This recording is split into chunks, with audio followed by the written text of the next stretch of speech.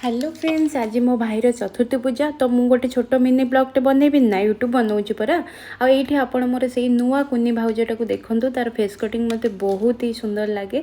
छुआटा दिन सारा किसी खाइबनी सरबत टिके पीला से गोटे आइसक्रीम धरईदेली आईटी दुई जन जाक ठाकुर घरे पिंड देकी गोटे नमस्कारटे पकईदेले।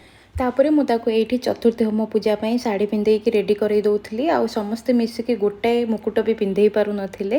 तापर फाइनाली दुई जन जाक आसिकी एते गरम रे होम पूजा रे बसीगले फेस रू आपण मैंने जानीपारे कौन तांकर अवस्था।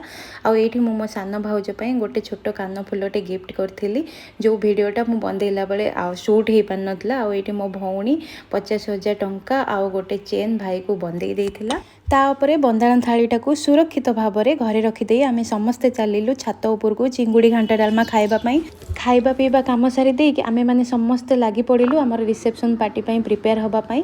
तो मु नेक्स्ट ब्लॉग रे आनिबी आम रिसेप्शन पार्टी लोक आम नुआ बोहू लोक आम लोक। तो नेक्स्ट ब्लॉग रे देखा हबो। रहुची बाय बाय।